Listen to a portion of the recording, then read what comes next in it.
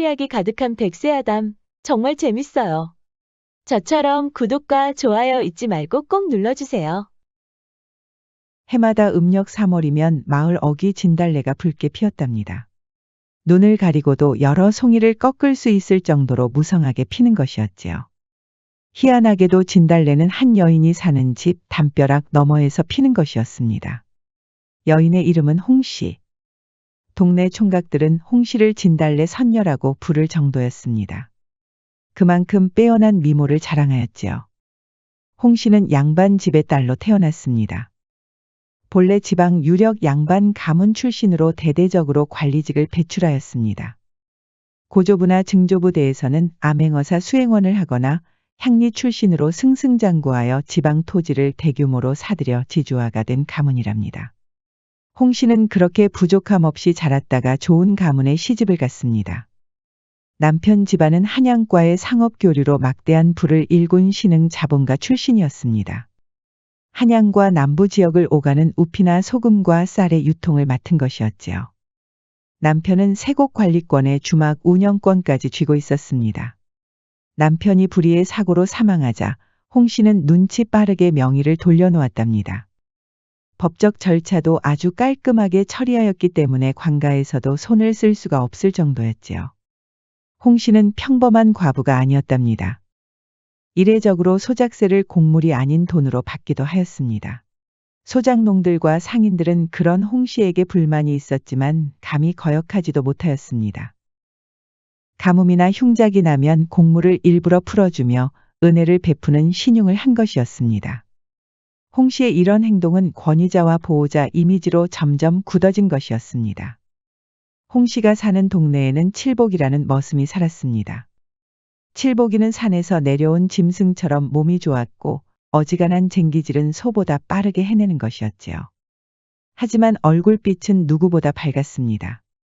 큰 덩치에 어울리지 않게 아이처럼 미소도 짓는 것이었습니다. 칠복이를 보려고 물동이를 나르는 여인들이 줄을 섰고 아이들도 나무를 하는 칠복이의 팔뚝을 구경하려고 몰려들었지요. 칠복이가 이렇게 하루하루 열심히 사는 이유가 있었습니다.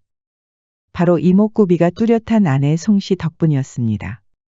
두 사람은 서로를 아끼고 사랑하였습니다. 동네 사람들은 정이 통하는 두 부부를 보고 부러워하였답니다. 어느 날 칠복이가 투덜거리며 집으로 들어왔습니다. 무슨 일인데 그래요? 아무래도 이번 일도 글렀어. 설마 또 그만둔 거예요? 이번에는 왜 또? 칠복이는 권대감 집에서 머슴살이를 하고 있었습니다. 권대감이 어느 날 송아지를 놀라게 했다는 이유로 빗자루로 등을 치는 것이었지요. 그것도 한두 번이 아니었습니다. 도저히 참을 수 없었던 칠복이는 기어코 폭발하고 말았습니다. 양반마님. 머슴도 사람이란 말이에요. 이렇게 자꾸 등짝을 치시면 드러놓을 터인데 어느 머슴이 밭을 갈고 일을 하겠어요. 그래서 그렇게 말하고 그만두고 왔단 말이죠? 어쩔 수 없었어 임자. 아내는 또 땅이 꺼지라 한숨을 쉬는 것이었습니다. 그래서 또 어디로 가서 머슴살이를 하려고 그래요? 이번이 몇 번째예요? 걱정하지 마시오. 소문 들어보니까 홍씨라는 갑부가 머슴을 찾는다고 들었소. 그렇게 칠복이는 홍씨 과부 밑에서 머슴살이를 시작했습니다. 칠복이가 한참 나무를 하고 있었습니다. 땔감을 정리하고 있을 때 마침 홍씨가 지나갔지요. 칠복이는 초면에 만난 홍씨 앞에서 고개를 숙였습니다. 홍씨는 칠복이의 늠름한 몸집, 요즘 머슴답지 않게 밝은 얼굴, 생기가 넘치는 눈동자에 그만 넋을 빼고 말았습니다. 홍씨는 문득 가슴께가 간질간질해졌습니다. 바람이 불었나 했지만 따스한 봄 날씨에 금방 머쓱해진 것이었지요. 칠복이는 땀에 젖은 채 계속 나무를 하고 있었습니다. 홍씨는 관심 없는 척 능청스럽게 지나가면서 눈길을 주었습니다. 그러던 어느 날 홍씨가 칠복이를 안채로 불렀습니다. 칠보가, 지붕 위에 떨어진 기왓장이 있는데 치워주지 않으련. 말씀만 하십시오 마님. 기특한 녀석. 말도 참 잘 듣는구먼. 홍씨는 아무래도 칠복이를 시험해보고 싶었습니다. 궁리를 한 끝에 핑곗거리를 하나 찾았지요. 칠보가 여기서 그리 멀지 않은 곳에 곡물을 보관했단다. 거기에 자꾸 도둑이 든다고 하는데 내가 살피러 가야겠다. 칠복이도 같이 가야겠는걸. 저도 같이 갑니까, 마님? 칠복이가 머슴들 중에서 가장 힘이 세지 않느냐. 혹시라도 도둑이라도 마주치면 어쩌느냐. 이 마님이 다치면 너는 좋겠느냐. 천부당만부당한 말씀입니다, 마님. 홍 씨는 만족스러운 미소를 지었습니다. 칠복이는 그런 홍 씨의 얼굴이 잠시 야릇하여 고개를 푹 숙이고 말았습니다. 홍 씨는 그 찰나를 놓치지 않았지요. 그렇게 홍 씨와 칠복이는 곡물을 보관한 창고로 갔습니다. 그런데 출발부터 빗방울이 조금씩 떨어지는 것이었지요. 아무래도 비가 올 것 같은데 다음으로 미루는 것이 어떻습니까, 마님? 이런 날에 도둑이 더 든다는 것을 모르느냐. 어서 가자꾸나. 사실 홍 씨는 집 근처에 개미가 높게 집을 지은 것을 본 적이 있었지요. 제비가 처마 밑을 맴도는 것도 보았습니다. 조만간 비가 올 것이라고 이미 예상한 것이었지요. 홍 씨는 칠복이가 창고 주변을 조사하는 동안에 근처에 있는 거처로 들어갔습니다. 이곳에서 칠복이 녀석을 시험해 봐야겠구나.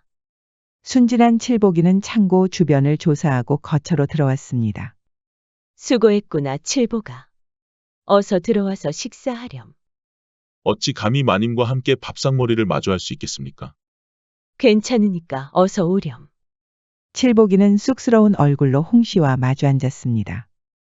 홍 씨는 직접 수저를 칠복이 앞에 놓아주었지요. 이 거처에는 칠복이와 홍 씨 외에는 아무도 없었습니다. 칠복아, 너는 늘 보니까 이마에 땀이 맺혀 있더구나. 나무를 할 때는 온몸이 항상 젖어 있고. 칠복이는 어느새 야릇한 기분에 빠졌습니다. 홍 씨 옷깃에서 진한 매화 냄새가 풍기는 것이었습니다. 이렇게 귀티가 나는 여자와 함께 있는 것은 처음이었지요.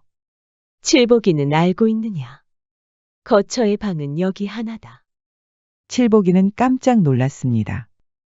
얼른 홍 씨 앞에 무릎을 꿇고 고개를 숙였지요. 아이고, 마님. 그럼 제가 바로 곡물 창고로 가겠습니다. 쇳내는 거기서 자겠습니다.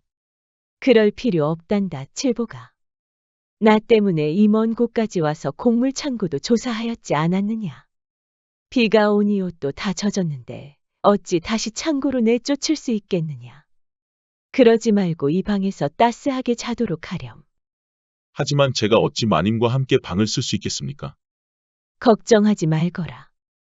너는 구석에서 자면 되지 않겠느냐.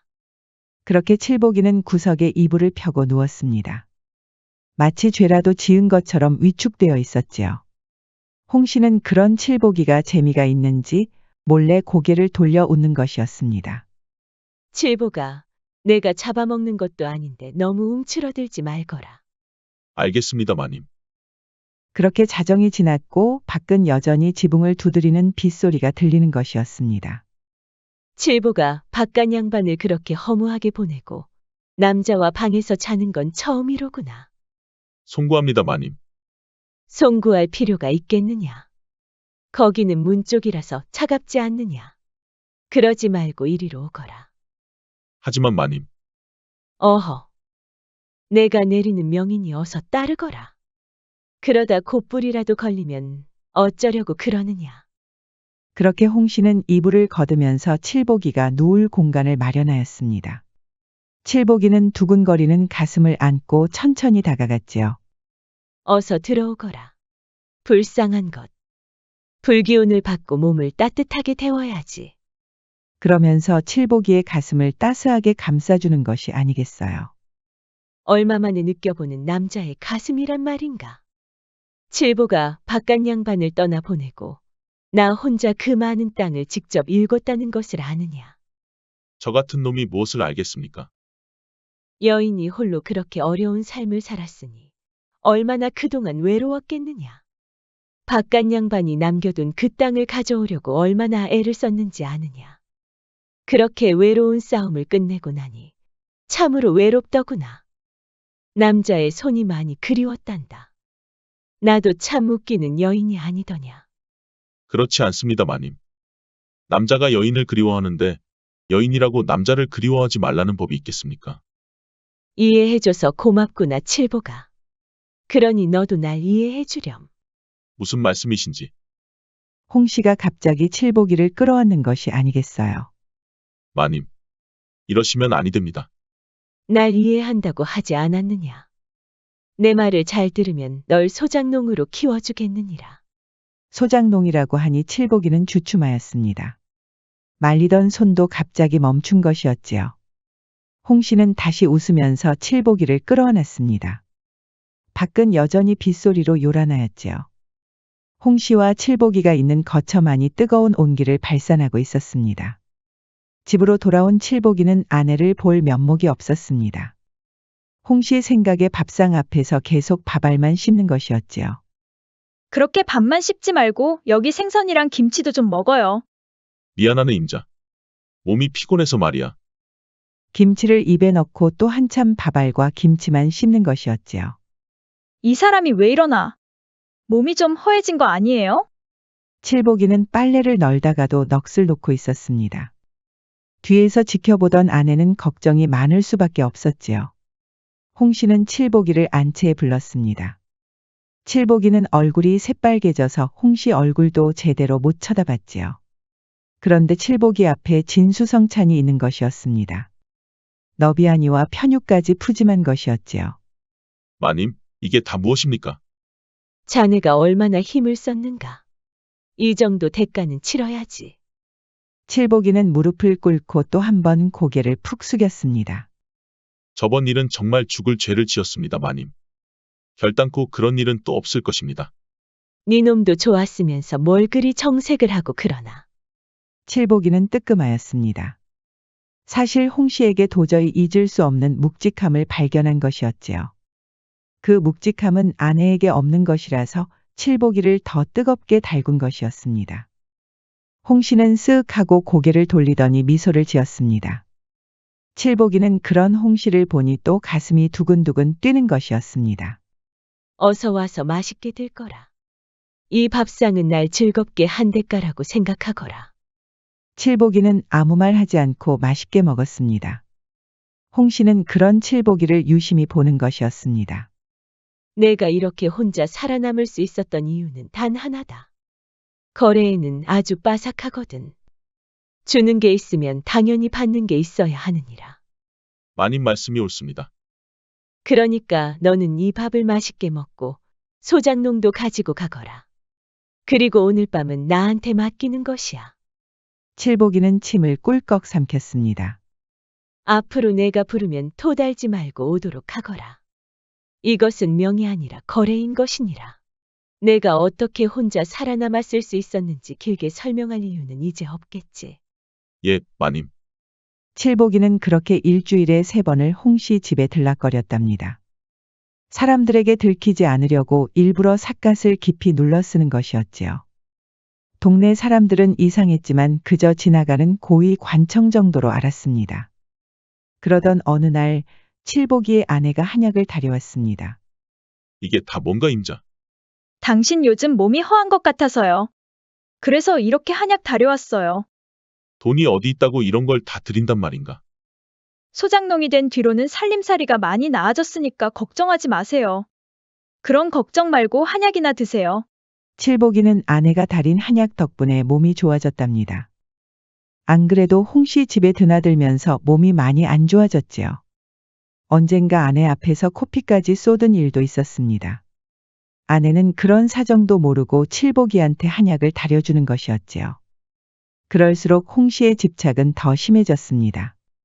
칠복이가 아내의 성화 때문에 늦게 오면 불같이 화를 내는 것이었지요. 칠보가 아무래도 오해를 하는 모양인데 너와 나는 거래를 하였다. 내 마음에 들지 않는 행동이라도 했다가는 소장농도 끝이라 이 말이야. 내일이라도 당장 소장농을 접으라고 할까.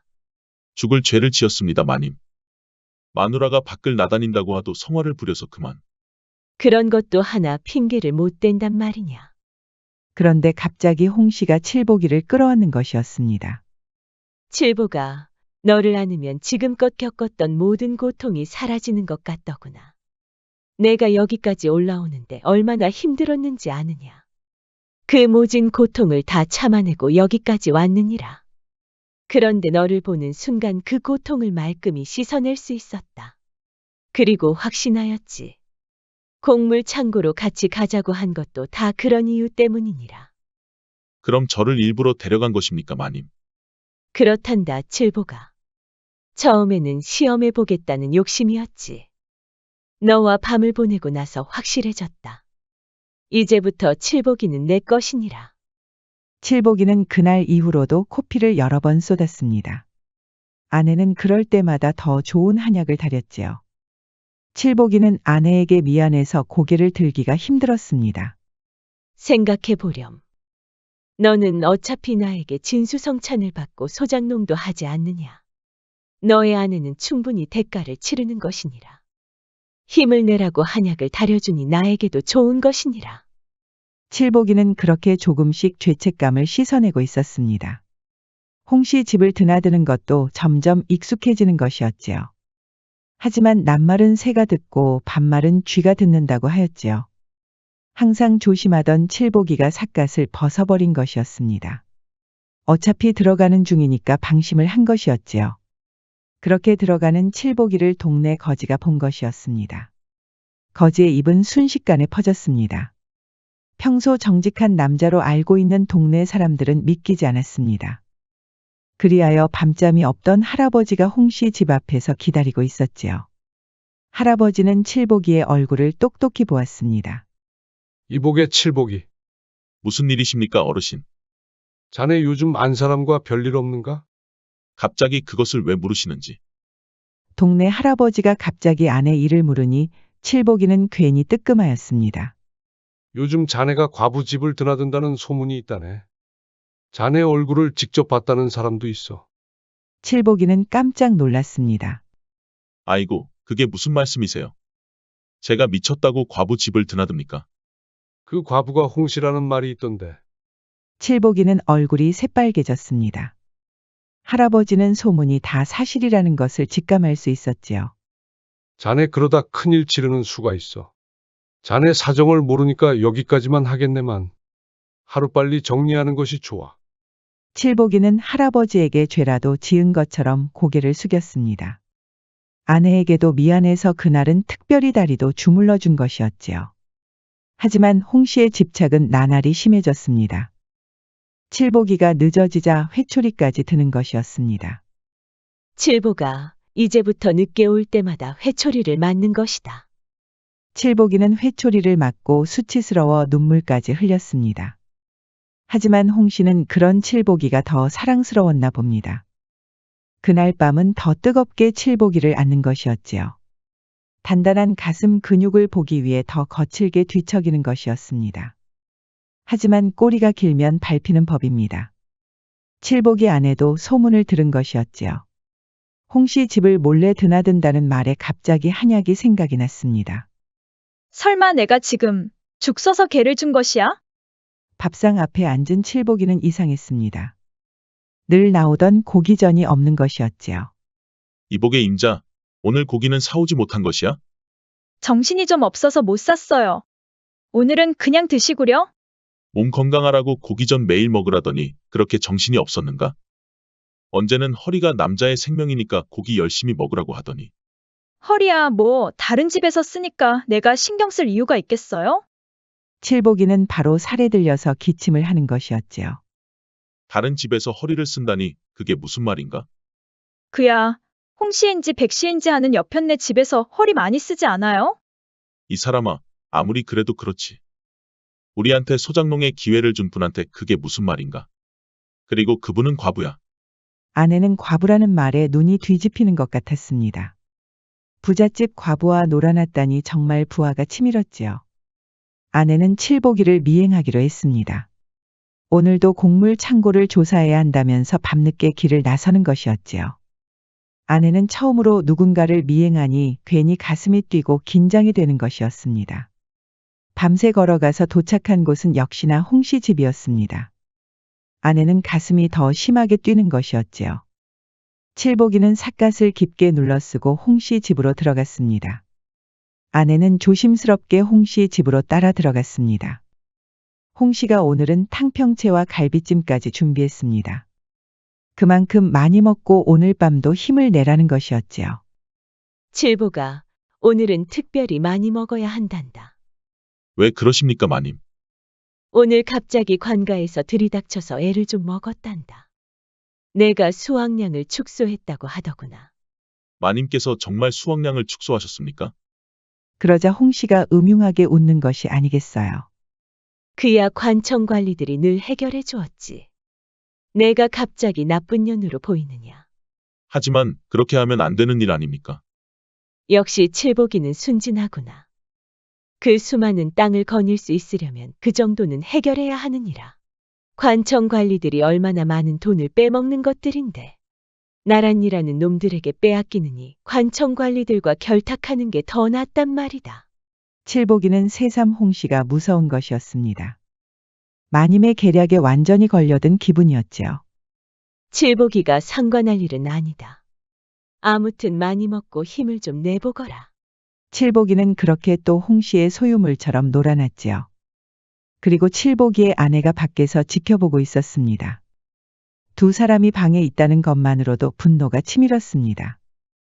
아내는 조심스럽게 다가가서 문을 열었습니다. 그리고 칠보기와 홍 씨의 낯뜨거운 모습을 볼 수밖에 없었습니다. 칠보기와 홍 씨는 화들짝 놀라고 말았지요. 임자, 어떻게 여기에 있는가? 아내는 화가 나서 그대로 집으로 돌아갔습니다. 어서 가서 네 마누라를 말리거라. 이 사실이 밝혀지면 너나 나나 끝장이니라. 알겠습니다, 마님. 칠보기의 아내는 그날 밤에 드러누워 아무 말도 하지 않았습니다. 칠보기가 몸을 건드리면서 불러도 대답하지 않았지요. 다음 날에도 아내는 별말을 하지 않다가 갑자기 진수성찬을 차린 것이었습니다. 너비아니와 탕평채, 조기구이와 도라지나물까지 있는 것이었지요. 후식으로는 곶감과 대추도 있었습니다. 임자, 이게 다 무엇인가? 오늘 이거 많이 드시고 저도 좀 부탁드려요. 뭘 부탁한다는 것이오? 다 알면서 그러시나? 칠보기는 황당해서 할 말을 잃었답니다. 아내의 시위라는 것을 알면서도 마음이 착잡한 것이었지요. 임자에게 정말 큰 죄를 지었소. 앞으로는 홍 씨를 찾아가지 않을 것이오. 그렇게 되면 소장농도 못할 텐데 괜찮겠어요? 어쩔 수 없지 않겠소. 그렇게 칠보기는 더는 홍 씨를 찾아가지 않았습니다. 홍 씨는 여종을 시켜서 칠보기를 불렀지요.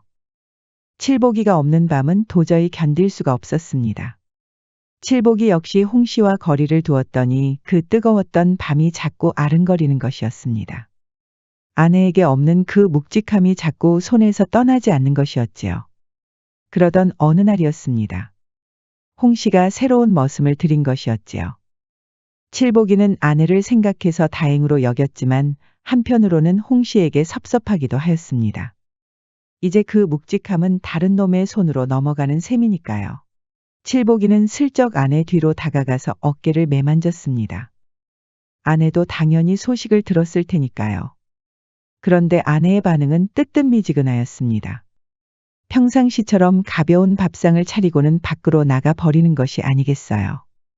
우리 임자가 아직도 화가 덜 풀렸구먼. 그럴 수밖에 없겠지.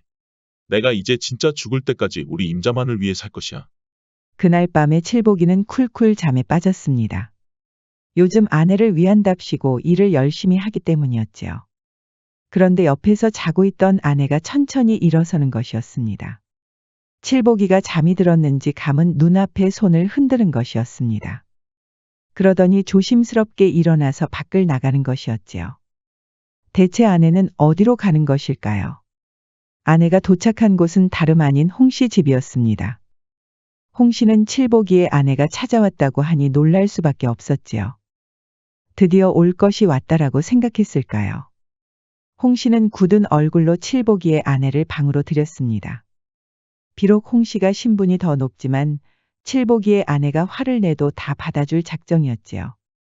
그런데 이게 무슨 일인지 칠보기 아내가 홍 씨에게 절을 올리는 것이 아니겠어요. 자네, 지금 뭐 하는 건가? 그동안 우리에게 소장농을 주셨으니 마땅히 절을 받아야지요. 그건 그렇네만 자네한테 절을 받을 상황이 아닌 것 같은데. 그렇지 않습니다, 마님. 제가 오늘 찾아온 것은 거래를 하려고 온 것입니다. 거래라니. 앞으로도 우리 칠복이 잘 부탁드립니다. 홍 씨는 선뜻 이해할 수가 없었습니다.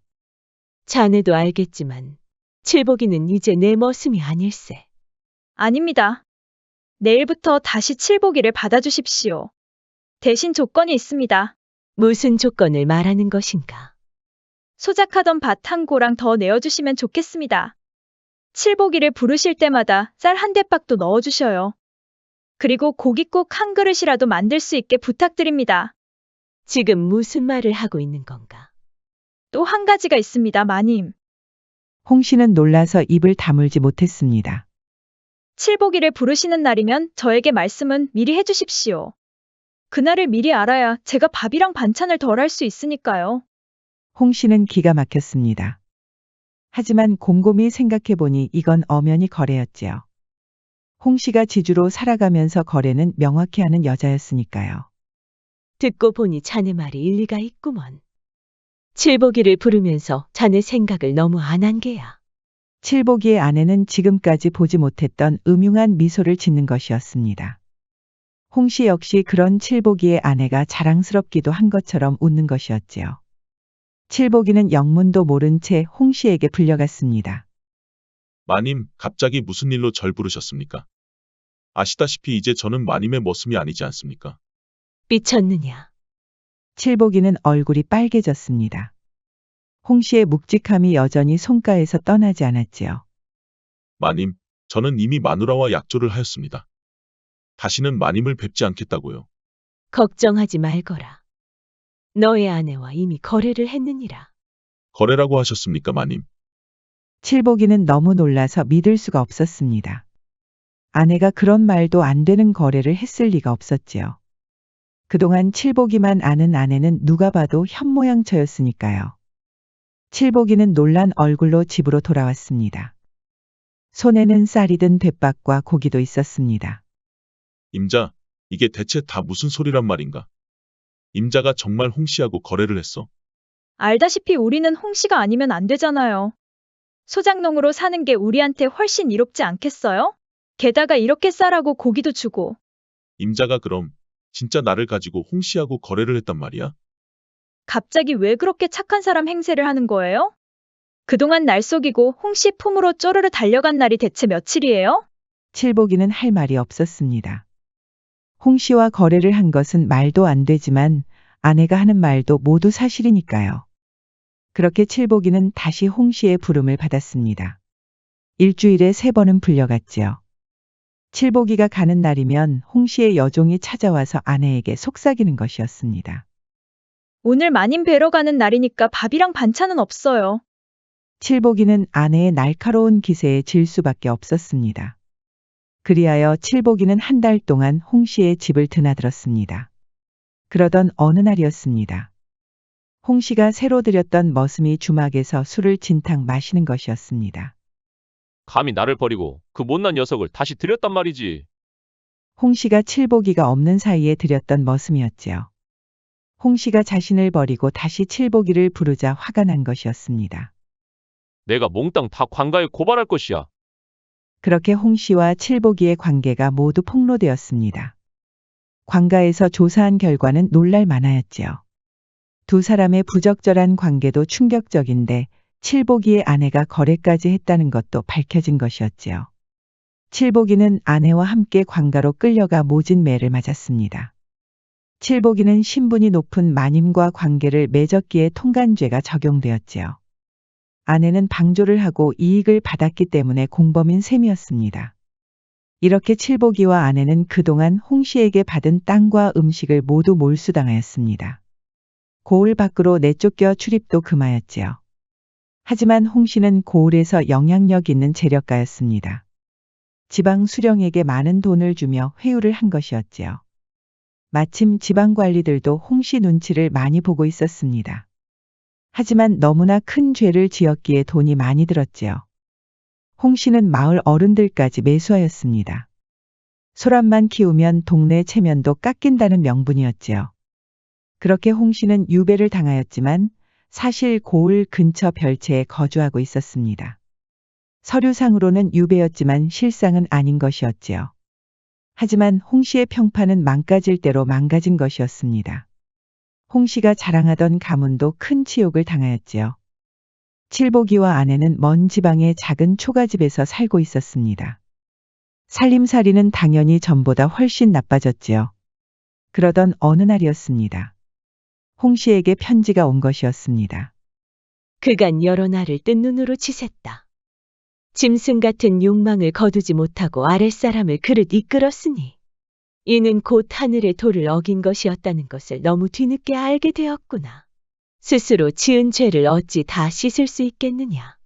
칠복이는 말없이 땀을 흘리던 충직한 자였거늘 그 한결같은 마음을 무너뜨리고 너를 욕되게 하였구나.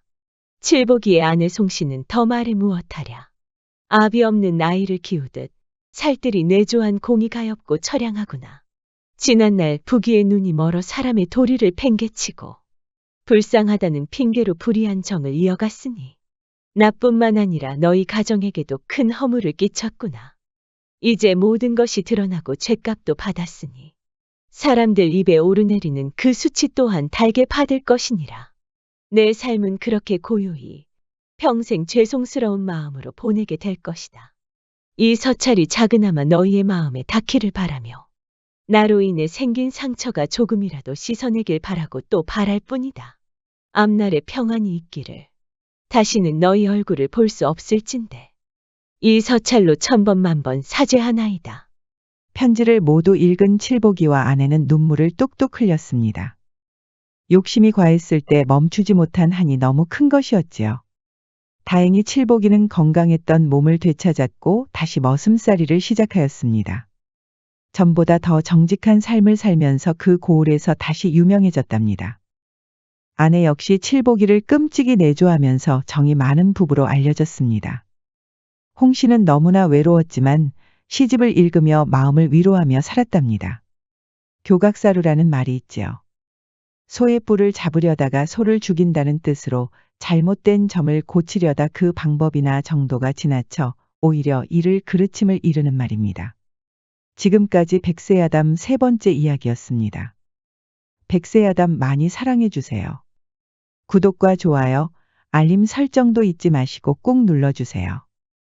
애정이 담긴 댓글도 많이 부탁드립니다. 야담과 옛날 이야기 가득한 백세야담 어떠셨나요? 앞으로도 재밌고 감동적인 이야기가 가득하니 많이 기대해주세요. 다음은 주막을 운영하는 과부의 가슴 애절한 사랑 이야기입니다. 우연히 과부의 머슴으로 들어온 거지 총각. 사랑을 잊고 일만 했던 과부. 두 남녀의 사랑을 지켜봐 주세요. 백세야담 많이 사랑해 주세요. 야담과 옛날 이야기 가득한 백세야담 정말 재밌어요. 저처럼 구독과 좋아요 잊지 말고 꼭 눌러주세요. 고을로 가는 길목이 어느새 봄바람으로 가득하였습니다. 마을 어귀에는 개 짖는 소리와 함께 한 낯선 사내가 나타났지요. 차림새를 보아하니 천한 신분도 아닌 것 같은데 바보처럼 멍한 표정을 하고 있는 것이었습니다. 지나가는 사람들은 이 낯선 사내가 매우 불쾌하였지요. 배고프다. 배고파. 분명히 몸은 듬직한 것 같은데 어깨는 기운이 없어 처져 있고 두 눈은 허공만을 헤매며 철없는 어린아이처럼 발을 질질 끄는 것이었습니다. 허름한 도포는 먼지에 절었고 머리도 덥수룩하였지요. 지나가는 아낙네들이 손가락질을 하다가 소스라치게 놀랐습니다. 낯선 사내 입가에 서서히 웃음이 번지는 것이 아니겠어요. 아낙네들은 순간 사내가 괴물로 보여서 주랭랑을 치는 것이었습니다. 장터에서 나무를 다듬던 할머니는 혀를 끌끌 찼습니다. 그 뒤를 따르는 아이들이 사내의 흉내를 내며 놀리는 것이었습니다. 몸은 산처럼 듬직한 사내는 그러거나 말거나 계속 발길을 옮기는 것이었습니다. 허기진 배를 부여잡고 어슬렁어슬렁 걸어다니는 것이었지요. 그러다 동네에서 힘 좀 꽤나 쓰는 사내들이 앞을 가로막았습니다. 이거 뭐 하는 놈이야? 보아하니 그냥 거지는 아닌 것 같은데. 사내들은 차림새를 유심히 살펴보았습니다. 자세히 보니 찢어진 두루마기가 묶여 있었지요. 아무래도 천한 신분의 남자는 아닌 것 같았습니다. 이놈 이거 몰락한 양반댁 자식놈이 아니야? 이놈아, 뭐라고 말 좀 해봐라.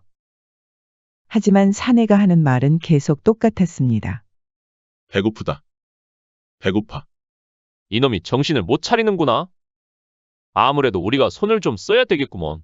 사내들이 동그랗게 둘러싸서 남자를 두들겨 패는 것이었습니다. 엽전 하나라도 나올까 뒤져봤지만 아무것도 없었지요. 에이, 재수온 붙었구먼. 돈이 있었으면 이미 다른 놈들이 털어갔겠지. 사내들은 침을 뱉으며 사라졌습니다. 낯선 남자는 그렇게 얻어맞고도 툴툴 털고 일어서는 것이었습니다. 그리고 다시 어슬렁어슬렁 다니더니 주막 앞에 멈춰섰습니다. 진달래 나무가 있고 그늘막 하나 들이운 초라한 주막이었습니다. 하지만 낮은 처마 밑의 풍경은 묘하게 청아했지요. 그 안에서는 구수한 된장 냄새와 파전 냄새가 코를 찌르는 것이었습니다. 무심코 지나가는 사람들도 멈출 정도로 음식 냄새가 기가 막힌 것이었습니다. 주모의 이름은 옥향이. 손님이 많아 동네 사람들이 만복이라고 불러주기도 하였지요. 하지만 놀이개를 가지고 놀던 시절이 좋다고 하여 옥향이라고 불렀답니다. 눈매는 아주 선하지만 깊은 밤처럼 어딘가 슬퍼 보였습니다. 말끝은 부드러워서 온순하지만 그 안에는 긴 세월이 겹겹이 쌓인 것처럼 관록도 보였답니다. 옥향이는 이 동네에서 소문이 난 주모였습니다. 혼자서 막걸리도 잘 빚고 장을 보러 다니며 상인들과 친척처럼 지내는 장사치였지요. 옥향이가 이 주막을 지킨 지가 벌써 5년이 넘었답니다. 주모가 한참 걸레를 빨아서 남은 물을 뿌리던 중이었습니다. 배고프다. 배고파. 그러다 그만 낯선 사내 얼굴에다 뿌린 것이었지요. 애구머니나. 이거 송구해서 어째요? 하지만 낯선 사내는 걸레를 빤 물이 시원했는지 해벌레하고 웃는 것이었습니다. 주모는 놀라서 낯선 사내를 유심히 쳐다보는 것이었습니다. 이보시오. 괜찮으시오? 그러자 막걸리를 마시던 동네 사람들이 깔깔대고 웃는 것이었습니다. 이보시오, 주모. 그 바보 녀석은 신경 쓰지 마시오. 낯선 사내를 두들겨 팼던 바로 그 남자였습니다. 그게 무슨 말씀입니까? 아직 이야기를 못 들은 모양이네. 저 바보 녀석이 이 고을에 온 지 벌써 열흘이 지났소. 물어봐도 통 대답은 하지 않고 배고프다고만 하니원. 그러자 주모는 오히려 손님을 향해 화를 내는 것이었습니다. 그럼 이 불쌍한 사람을 먹여줄 생각을 해야지. 바보라고 그렇게 놀리기만 하면 어째요?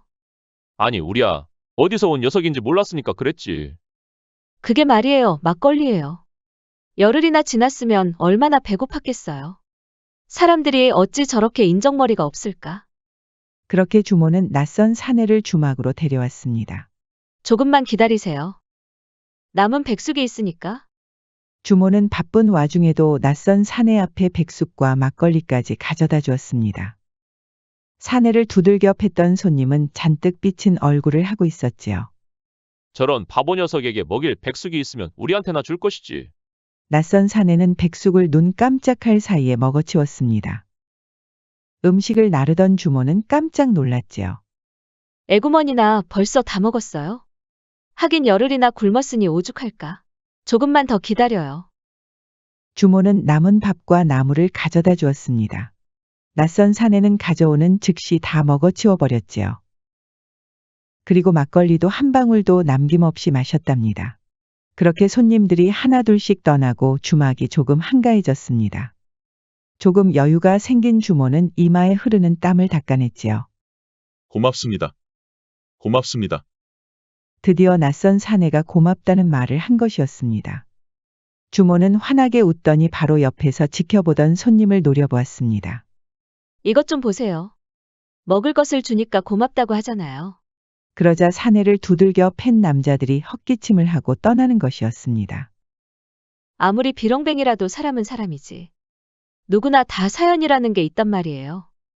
주모가 큰 소리를 치자 낯선 사내가 희죽 웃는 것이었습니다.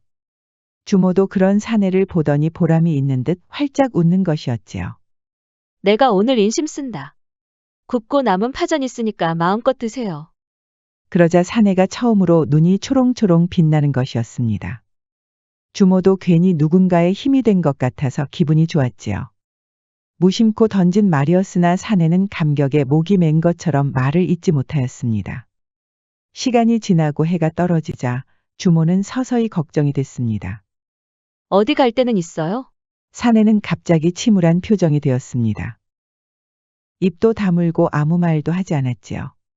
주모는 마음 같아서는 사내를 드리고 싶었지만 내키지 않았습니다. 안 그래도 동네 남자들이 치근덕거리고 있었는데 이 사내를 드리면 이상한 소문이 날 것이 뻔하였지요. 미안한데 우리 주막에서는 잘 수가 없어요. 그러자 사내의 얼굴이 허망하게 보이는 것이었습니다. 주모는 그런 사내가 너무 가여운 것이었지요. 하지만 어쩔 수 없는 노릇이었습니다. 주모는 그렇게 주막으로 돌아가려고 했지만 발이 떨어지지 않았답니다. 우리 주막에서 지낼 수는 없지만 먹을 것은 줄 수 있으니까 밥 때 되면 오세요. 주모는 그렇게 말하고 주막으로 들어가 버렸습니다. 사내는 그런 주모가 고마운 듯 다시 웃음기를 찾는 것이었습니다. 그리하여 남자는 밥때만 되면 주막을 찾았습니다. 잠은 어디서 자는지 알 수가 없었지요. 주모는 그런 남자가 안 됐으면서도 끼니는 해결할 수 있어 다행으로 여겼습니다. 그러던 어느 날이었습니다. 주모가 한참 음식을 나르는데 이상한 소리가 들리는 것이었습니다. 여기 오는데 난리도 아니야. 사내들이 모여서 어찌 그리 사람을 패고 있는지. 주모는 대수롭지 않게 여기다가 깜짝 놀랐습니다. 나르던 음식을 부엌에 놓고 잽싸게 밖으로 뛰어나갔지요. 손님들은 주모가 일하던 중에 저렇게 급하게 나가는 모습을 본 적이 없었답니다. 역시 예상대로 그 낯선 사내가 두들겨 맞고 있었습니다. 때리고 있는 사람들은 그때 그 손님이었지요. 이게 무슨 짓이에요? 아니, 주모가 여기 무슨 일로 온 것이오? 장사 중에 여기까지 왔단 말이오? 지금 그게 무슨 상관이에요? 어째서 불쌍한 사람을 이렇게 때리냔 말이에요. 주모가 왜 이리 신경을 쓴단 말이오? 도대체 이해가 안 가네. 자꾸 이러면 관가에 고발할 거예요. 나라에서 이런 바보 녀석을 신경이나 쓰겠소. 그때였습니다. 옆에 있던 사내가 돌멩이를 주워서 주모에게 던지려는 것이었습니다. 두들겨 맞던 남자가 그 순간을 놓치지 않고 몸으로 막은 것이었지요. 너무나 순식간에 벌어진 일이라서 한동안 정적이 찾아온 것이었습니다. 주모도 놀라서 고개를 돌리고 말았지요. 사내들은 잠시 아무 말도 못하다가 헛기침을 하고 사라졌습니다. 그 중에 한 사람은 오줌이라도 지린 것처럼 총총 도망치는 것이었습니다. 그도 그럴 것이 두들겨 맞던 남자의 얼굴이 워낙 무섭게 보였으니까요. 겨우 상황을 알아챈 주모는 남자의 얼굴을 매만졌습니다. 얼굴에 돌멩이가 맞아서 피가 흐르는 것이었습니다. 아이고, 이렇게 미련해서 어째요? 주모는 당장 남자를 데리고 주막으로 왔습니다. 바보로 알려진 남자를 데리고 오니 손님들은 의아했지요. 주모는 상처를 닦아주고 삼배 조각으로 감쌌습니다. 그렇게 몸을 함부로 쓰면 되겠어요? 하지만 남자는 대답은 하지 않고 배시시하고 웃는 것이 아니겠어요. 주모는 또 한 번 남자의 거처에 대해 고민할 수밖에 없었습니다. 손님들이 말하는 것처럼 단순한 거지일 수 있는데 왜 이렇게 마음이 쓰이는 것일까요? 주모는 일단 남자가 다쳤다는 핑계로 주막 밖에 있는 창고에 재웠습니다. 손님들이 뭐라고 하면 거지가 갈 곳이 없어서 그런 것이라며 둘러댔지요. 그럴 때마다 주모는 남자에게 미안한 마음이 들었습니다. 그러던 어느 날이었습니다. 주모가 고단한 하루를 마치고 방에서 자고 있었지요. 근데 밖에서 이상한 소리가 들리는 것이었습니다. 곧 그것이 발자국 소리라는 것을 알았을 때는 이미 늦은 것이었지요. 문이 벌컥 열리더니 복면을 한 사내들이 들이닥친 것이었습니다. 당신들은 누구요? 주모가 뭐라고 말할 사이도 없이 보에 끌려 들어갔습니다. 주모는 이것이 말로만 듣던 보쌈이 아닌가 하고 놀란 것이었습니다. 그런데 사내들이 나오려는데 앞을 가로막고 있는 사람이 있었습니다. 주막 밖에 창고에서 자고 있던 남자였지요. 남자는 근엄한 얼굴을 하고 있었습니다. 사내들은 별일 아니라고 생각하고 기습했지만 결과는 정반대였습니다. 사내들이 순식간에 남자의 주먹에 쓰러진 것이었지요. 볼을 어깨에 맨 사내는 무서워서 걸음아 나 살려라 하면서 주랭랑을 치는 것이었습니다. 보에서 나온 주모는 어리둥절하였습니다. 대여섯 명의 사내들이 쓰러져 있고 한가운데의 창고에서 자던 그 남자가 서 있었으니까요. 그날 이후로 주모는 좋은 생각이 났습니다. 이참에 주막을 지키는 머슴을 들이기로 한 것이었지요. 안 그래도 혼자서 일하는 것이 힘들었는데 잘 됐네 그려. 주모는 이제 남자를 부끄러워할 이유가 없었습니다. 당당히 손님들에게 머슴이라고 소개한 것이었지요. 그런데 이름을 짓지 않았네요. 따스한 봄날인 4월에 찾아왔으니 만이라고 하고 12일에 머슴으로 들였으니 복이라고 불러야겠구먼. 그래서 만복이라고 불러야겠네요. 만복이는 활짝 웃었습니다. 드디어 주모와 함께 지낼 수 있었으니까요. 그럼 이제 만복이가 드디어 입을 연 것이었습니다. 주모는 깜짝 놀랐습니다. 그럼 이제 제가 주모의 머슴이 된 것입니까? 주모는 이상하게 눈물이 났습니다. 그럼요. 이제 내 머슴이니까 더는 부끄러워하지 말아요. 먹고 싶은 거 있으면 언제든지 말하고. 이제 잠도 주막 안에서 잘 수 있어요. 만복이는 그날부터 열심히 주막 일을 도왔습니다. 힘이 어찌나 장사인지 통나무도 번쩍번쩍 드는 것이었지요. 그 무거운 소고기를 들고 올 때도 문제가 없었습니다. 주막 앞을 막고 있던 바위도 거뜬히 들어서 던져버리는 것이 아니겠어요. 만복이의 힘은 넘쳤습니다. 물을 길어 오라고 하면 두레박을 통째로 들어오기도 하였지요.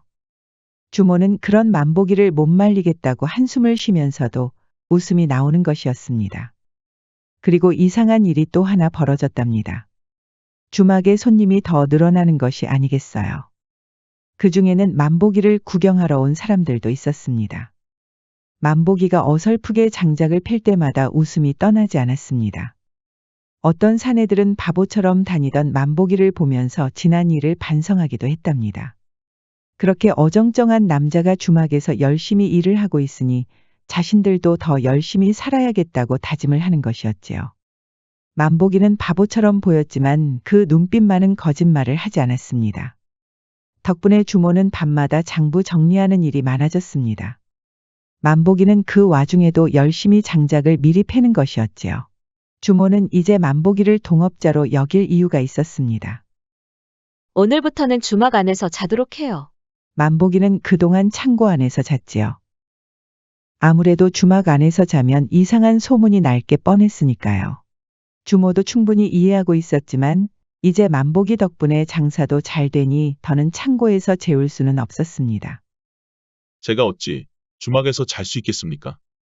이제 괜찮아요. 손님들도 모두 만복이를 여기 주막 사람으로 인정한다니까요. 정말 손님들도 저를 인정해주고 있습니까? 주모는 활짝 웃었습니다. 그럼요. 제가 자는 방 옆에 작은 방이 있어요. 별채라고 하기에는 너무 초라하지만 창고보다는 훨씬 나을 거예요. 그리하여 만복이는 그날부터 방에서 잘 수 있었답니다. 하지만 주모는 여전히 신경이 쓰였습니다. 곧 있으면 날씨가 추워지기 때문이었지요.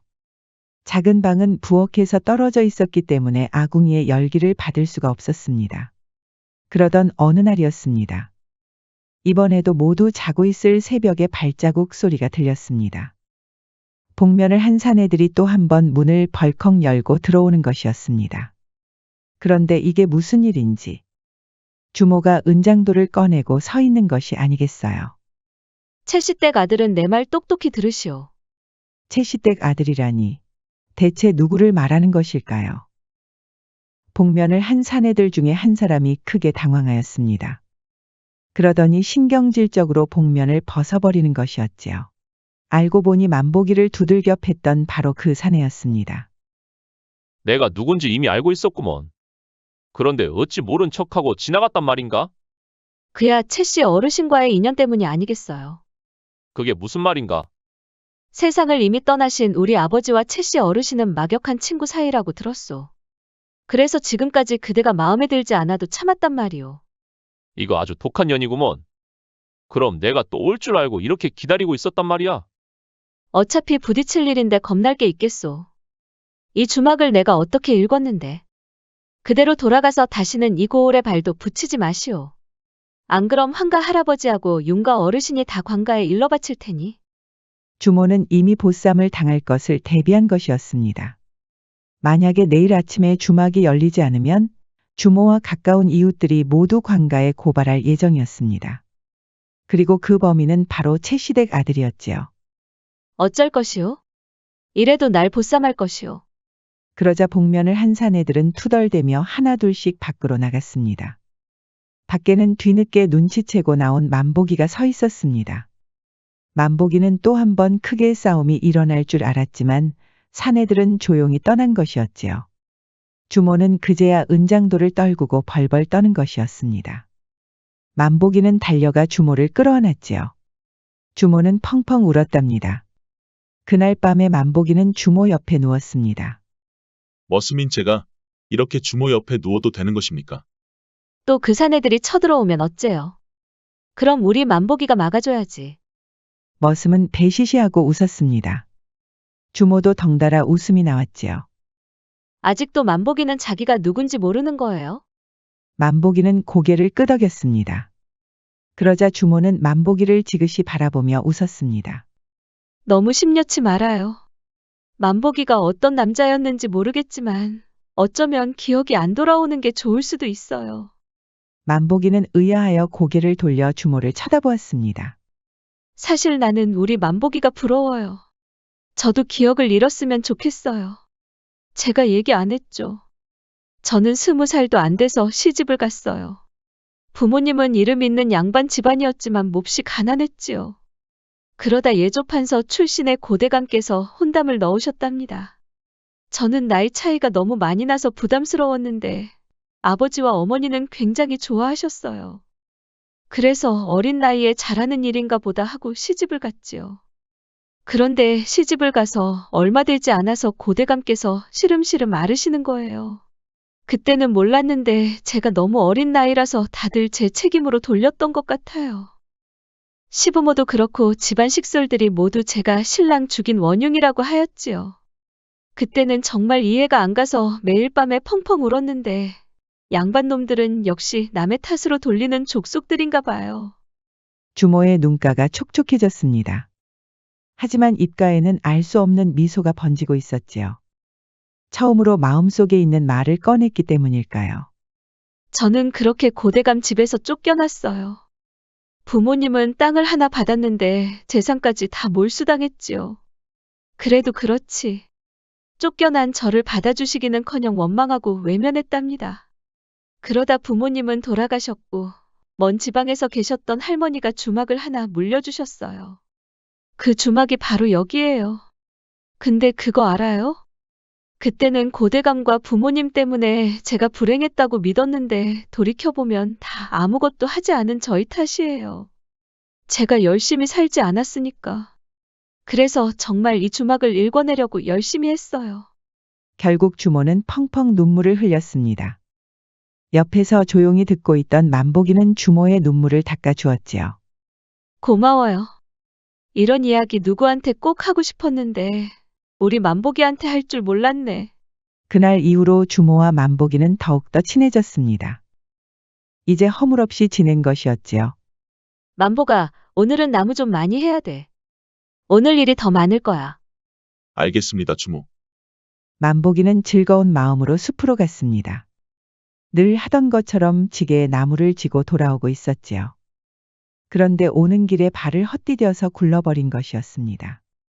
그러다 큰 바위가 만보기 가슴을 세게 치고 말았습니다. 그러자 만보기는 큰 충격을 받았는지 머리를 잡고 괴로워하는 것이었습니다. 그렇게 주막에 겨우 들어온 것이었지요. 깜짝 놀란 주모는 얼른 만보기를 방으로 들였습니다.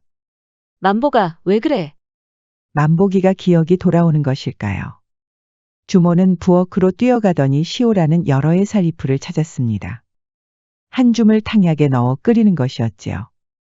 손님들도 만보기가 걱정이 돼서 방을 들여다보는 것이었습니다. 만보가 이거 어서 마셔. 시오는 감기울결을 해소하고 해열 효과도 있었습니다. 주모가 5년 동안 주막을 지킬 때 가끔 쓰던 민간 요법이었지요. 만보기는 시오의 탕약을 마시더니 점점 정신을 되찾았습니다. 그날 밤에 만보기는 겨우 정신을 차리고 밖으로 나왔습니다. 그 많던 손님들은 다 빠져나가고 주막은 한산해졌지요. 만보가 이제 괜찮아? 주모 덕분에 정말 괜찮아졌습니다. 그런데 저에게 먹인 것은 무엇입니까? 내가 이 주막을 읽으면서 가끔 먹던 거야. 감정이 억눌리고 우라가 치밀었을 때 마시면 괜찮아. 정신이 허하고 가슴이 답답할 때가 있는데 그럴 때 마시면 아주 좋아지거든. 그것을 만복이한테 쓸 줄 몰랐네. 주모 덕분에 살았습니다. 고맙습니다. 만복이도 나한테 말을 놔도 되는데 그게 그렇게 어려워. 그래도 내가 머슴인데 어찌 말을 놓을 수가 있겠습니까? 게다가 저를 이렇게 먹여주고 재워주시는데. 그러자 주모가 활짝 웃으며 이렇게 말하는 것이었습니다.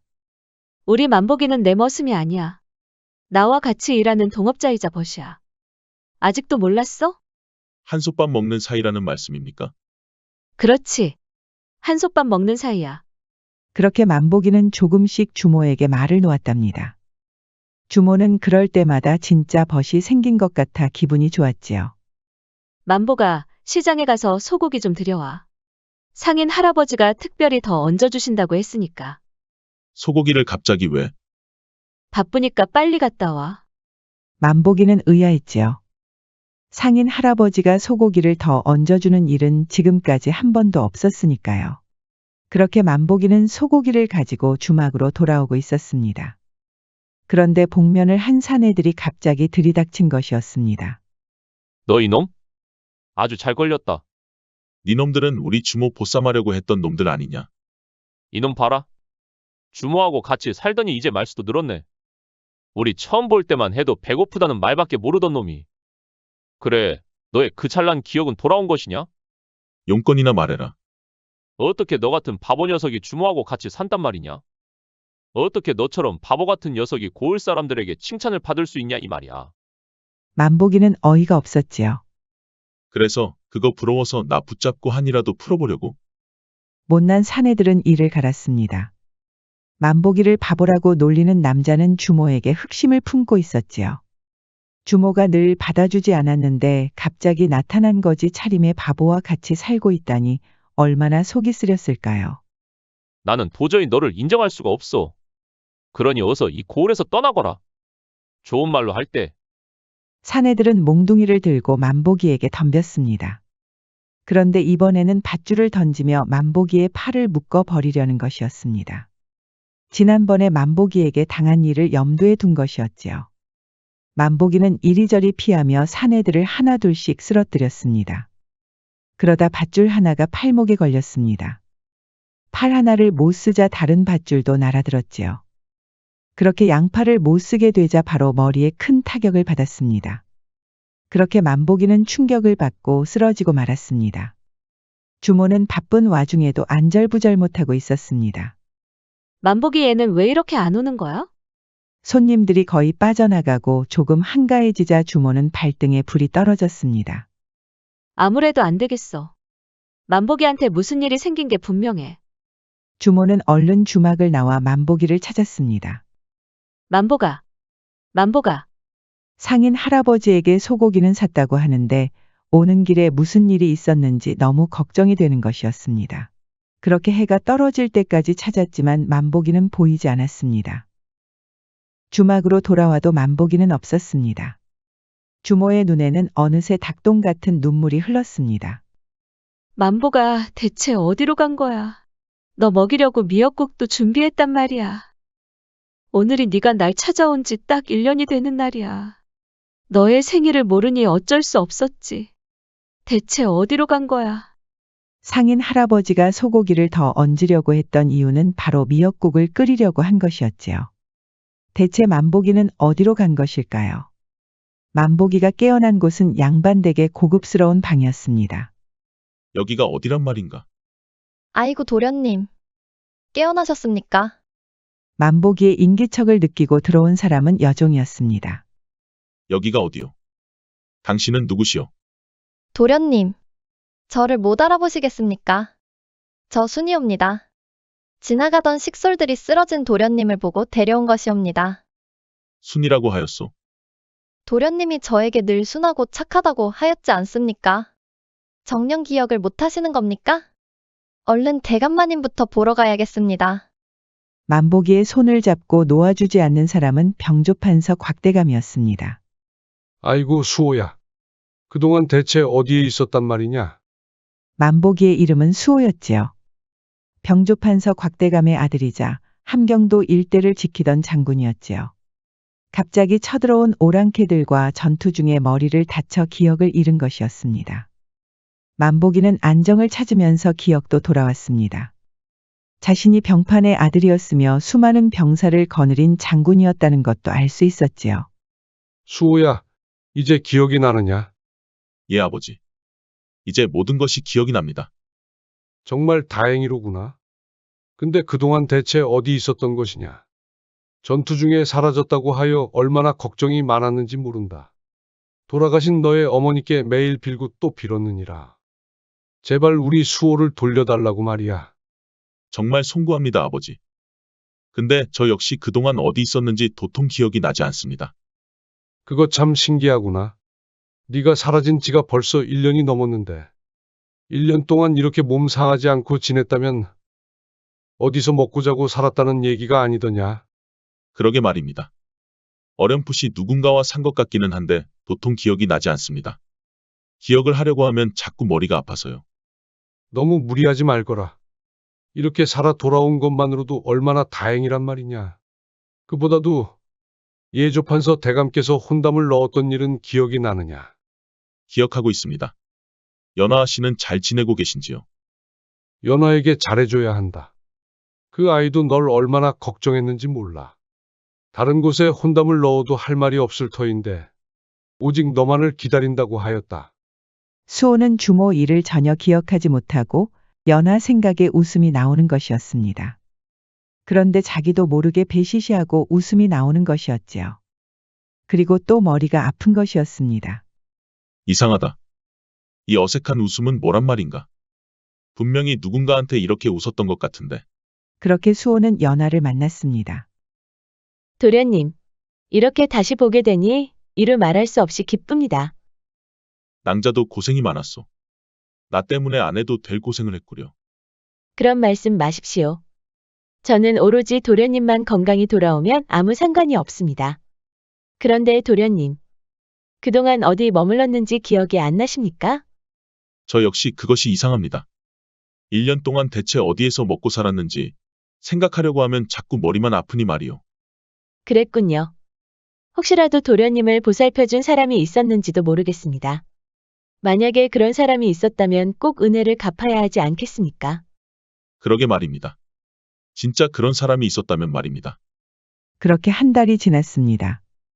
수호는 이제 어엿한 양반집 아들처럼 보였지요. 연하와 함께 모처럼 냇가 근처를 거닐고 있었습니다.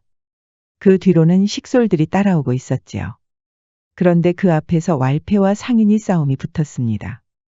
자리세를 가지고 몸싸움을 하고 있었지요.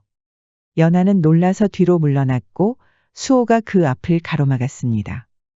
그때 왈패 손에 있던 단검이 날아들었습니다. 수호가 잽싸게 막아서면서 어깨를 스친 것이었습니다. 그런데 이게 무슨 일인지 수호가 갑자기 머리를 잡고 괴로워하는 것이었습니다. 가슴이 답답하고 숨 쉬는 것도 힘들어 보였지요. 연하도 너무 놀라서 어쩔 줄 모르는 것이었습니다. 할 수 있는 것이라고는 의원을 부르는 것밖에 없었지요. 그때였습니다. 따라오던 여종순이가 다급하게 탕약을 먹이는 것이었습니다. 탕약을 먹은 수호는 서서히 안정을 되찾았지요. 세상에, 어째 이런 일이. 순이야, 그 탕약은 무엇이더냐? 제가 가끔 가슴이 답답하고 우라통이 치밀 때 마시는 시오를 넣은 탕약입니다. 아씨처럼 한 달에 한 번 아플 때 먹으면 마음이 안정이 됩니다. 그때 수호의 눈가가 촉촉해지는 것이었습니다. 어느새 흐르는 눈물이 땅바닥을 적시는 것이었지요. 도련님, 왜 그러십니까? 이제야 기억이 나는구려. 나를 돌봐준 사람이 누구였는지. 곽대감은 여종순이 앞에서 눈물을 흘렸습니다. 그동안 여종이라고 무시한 일에 대해 사과를 하는 것이었지요. 순이야, 정말 고맙구나. 네가 내 아들을 살렸구나. 그런데 여기에서 일하면서 그렇게 힘들었느냐? 시오를 넣은 탕약을 먹어야 할 정도로 속이 많이 상했더냐? 아닙니다, 대감마님. 제가 다 부족해서 혼이 났던 것이니 괴념치 마십시오. 곽대감은 새삼 순이의 순하고 착한 마음씨에 감동하는 것이었습니다. 순이 덕분에 아들을 돌봐준 사람도 누구였는지 알게 됐지요. 참 다행입니다, 도련님. 순이 덕분에 생명의 은인을 찾게 됐군요. 낭자에게 정말 할 말이 없어. 그동안 날 기다려준 은혜를 이렇게 보답해야 하다니. 아닙니다, 도련님. 저는 늘 도련님이 살아서 돌아온 것만으로도 감사할 따름입니다. 어서 그 주모를 찾아가십시오. 도련님을 얼마나 애타게 기다리고 있겠습니까? 주모는 찾았던 활기를 잃고 일을 하고 있었습니다. 넋을 빼놓고 일하는 것 같아서 손님들도 걱정이 많았지요. 그렇게 1년이 지났습니다. 만복이에게 끓여줄 미역국이 생각이 났지요. 그렇게 또 무심한 하늘만 바라보며 눈물을 흘렸습니다. 그때였습니다. 주막 앞에 늠름한 선비 한 명이 나타났습니다. 주모, 그렇게 울고 있으면 되겠어. 나한테 미역국 끓여줘야지요. 주모는 믿을 수가 없었지요. 이것이 꿈인지 생시인지 도저히 알 수가 없었습니다. 만복이. 그렇소. 나요, 만복이. 어떻게 된 일인지 미역국부터 먹으면서 모두 얘기하겠소. 주모는 펑펑 눈물을 흘리며 수호의 품에 안겼습니다. 지성이면 감천이라는 말이 있지요. 우리 주모처럼 지극한 정성은 하늘도 감동시킬 것입니다. 절절한 사랑이 통하길 바라는 마음으로 오늘의 이야기를 마치겠습니다. 지금까지 백세야담 4번째 이야기였습니다. 백세야담 많이 사랑해주세요. 구독과 좋아요, 알림 설정도 잊지 마시고 꾹 눌러주세요. 애정이 담긴 댓글도 많이 부탁드립니다. 야담과 옛날 이야기 가득한 백세야담 어떠셨나요? 앞으로도 재밌고 감동적인 이야기가 가득하니 많이 기대해주세요. 다음은 한스님의 어긋난 사랑 이야기를 전해드립니다. 백세야담 많이 사랑해주세요. 야담과 옛날 이야기 가득한 백세야담 정말 재밌어요. 저처럼 구독과 좋아요 잊지 말고 꼭 눌러주세요. 전란을 끝낸 조선시대. 전국에는 여전히 전란의 잔해가 여기저기 흩어져 있었습니다. 전쟁을 끝내고 돌아온 장군 이강은 돌아갈 고향이 없었답니다. 고향은 이미 쑥대밭이 되었고 남은 사람들은 복구 작업에 여념이 없었습니다. 수많은 전투로 심신이 지친 이강은 그런 고향에 큰 미련이 없었지요. 그렇게 방황을 하다가 이름이 없는 어느 고을의 자리를 잡았습니다. 이 고을은 전쟁통에도 상대적으로 큰 피해를 입지 않았답니다. 시장은 고향보다 훨씬 활기찼고 고을 사람들도 모두 인심이 좋았지요. 무엇보다 이강이 여기 머무르고 싶었던 특별한 이유가 있었습니다. 여기에 바로 과부들이 많이 살고 있던 것이었지요. 마침 이 고을에서는 전쟁 때문에 치안이 많이 안 좋았답니다. 툭하면 왈패들이 시장에 쳐들어와 자릿세를 걷어가는 것이었지요. 옳거니 이것이 기회로구나. 이강은 왈패들을 무찌르고 고을 사람들의 마음을 얻기로 하였습니다. 이강 정도면 자릿세를 걷어가는 왈패들은 식은 죽 먹기였지요. 예상대로 왈패들은 이강을 보더니 겁을 먹고 도망을 치는 것이었습니다. 전쟁통에서 살아 돌아온 장군이니 왈패들도 눈치를 채고 싸움조차 걸지 않은 것이었지요. 그리하여 이강은 고을 사람들로부터 큰 신임을 얻었습니다. 고을 사또는 전쟁통에 피난만 다녔던 약골이었지요. 사실상 이강이 이 고을의 왕이 된 셈이었습니다. 이제 과부들을 한 명씩 만나보자꾸나. 이강은 만면의 미소를 지었습니다. 이제 이 고을에서는 무서울 것이 없었지요. 시장 상인들을 괴롭히던 상인들도 얼마 가지 않아 이강의 부하들로 들어왔습니다. 부하들도 이강의 의중을 알게 되면서 여기저기 있는 어여쁜 과부들에 대해 알려주곤 하였지요. 이강은 흡족하였습니다. 그러던 어느 날이었습니다. 고을의 유일한 사찰에서 한 젊은 남자가 내려왔습니다. 하산을 하고 돌아온 이 남자는 형각. 전쟁통에도 사찰을 지켰던 유일한 남자였지요. 큰 스님은 감격하여 형각이 속세로 떠나는 일을 크게 말리지 않았습니다. 현가가 너라면 분명히 속세에서도 크게 성공할 것이야. 너의 그 큰 배포라면 어디를 가서도 굶어 죽지는 않을 것이다. 현가가 꼭 성공하거라. 형각은 그렇게 사찰을 떠나 고을로 내려왔습니다. 전쟁통에도 고을 사람들을 위로했던 형각이었지요. 그러니 어디를 가도 형각을 반기는 것이었습니다. 게다가 얼굴까지 잘생겼으니 고을 여인들의 마음도 사로잡은 것이었지요. 이제 하산한 사람이니 혼담을 넣고 싶어하는 집들도 많았답니다. 형각의 유명세는 얼마 가지 않아 이강의 귀에도 들어갔습니다. 고을 여인들의 마음을 모두 사로잡으려고 했던 이강은 시기심이 난 것이었지요. 멀리서 지켜본 형각의 생김새는 남자가 봐도 부러울 지경이었습니다. 불안한 이강은 부하들을 통해 형각의 동태를 보고받았습니다. 예상대로 형각은 고을 여인들의 인기를 한몸에 받고 있었습니다. 감히 저 어린 것이 그런데 이게 무슨 일인지 이강에게 놀라운 소식이 전해졌습니다. 바로 형각이 이강의 부하가 되고 싶다고 찾아온 것이었지요. 소인, 이번 전쟁을 통해 깨달은 것이 있습니다. 무엇을 깨달았단 말인가? 제가 비록 부족한 소승이었으나 부처님의 가르침에 따라 고을 사람들을 위로하였습니다. 하지만 그것만으로는 부족하다는 것을 깨달았습니다. 한 사람이라도 창과 칼을 들고 나가서 싸워야 했습니다. 사내로 태어나서 부끄러웠습니다. 늦게라도 저를 병사로 받아주십시오. 이강은 회심의 미소를 지었습니다. 그 열정은 갸륵하긴 하나 나의 병사가 된다는 것은 쉬운 일이 아니다. 버텨낼 재간이 자네에게 있겠나. 그동안 사찰에서 편안하게 지냈을 터인데 체력은 또 어쩌고. 그러면서도 이강은 이따 꼬드길 과부 생각에 신이 나 있었습니다. 전쟁으로 명성을 떨쳤던 장군이 이제는 호색한이 된 것이었지요. 그런데 형각은 자신감이 넘쳤습니다. 그 점은 염려하지 마십시오. 이런 날이 올 것이라고 믿고 충분히 준비했습니다. 형각은 전쟁통에도 체력 단련을 소홀히 하지 않았습니다. 사실 사찰을 지키면서도 고을 사람들의 목숨을 구한 일이 여러 번 있었지요.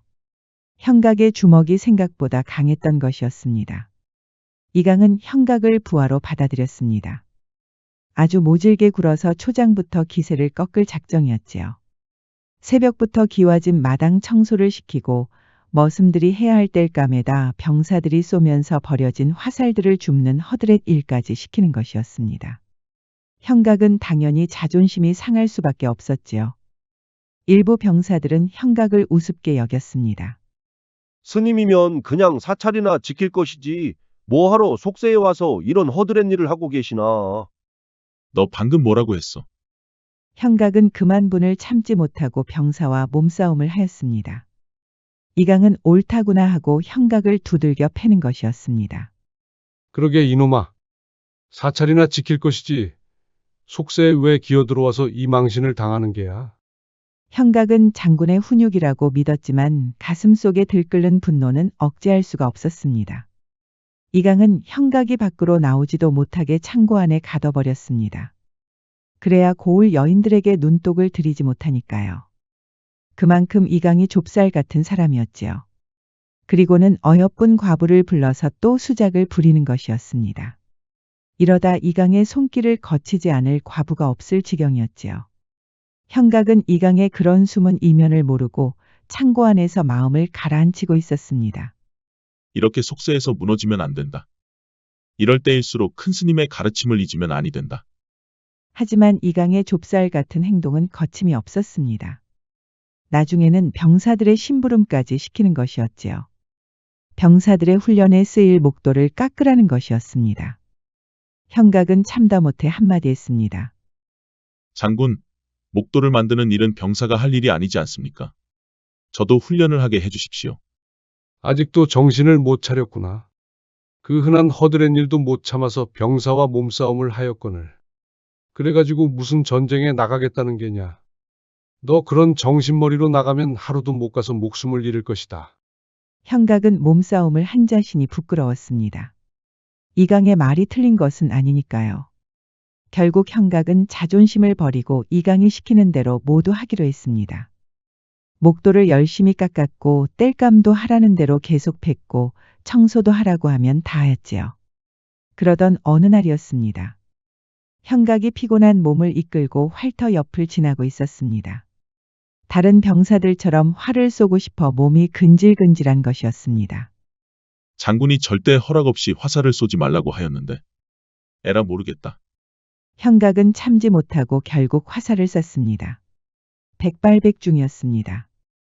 이대로 전투에 나가면 백전백승할 기분이었지요. 그런데 그때 이강의 날벼락이 떨어진 것이었습니다. 이놈아, 그새를 못 참고 바로 화살을 쏜단 말이냐? 이강은 또 한 번 형각을 두들겨 팼습니다. 사실 이강이 놓은 덫이었지요. 일부러 활터의 활과 화살을 마련해 놓은 것이었습니다. 두들겨 맞던 형각은 벌떡 일어섰습니다. 장군, 이제 저도 훈련을 시켜주십시오.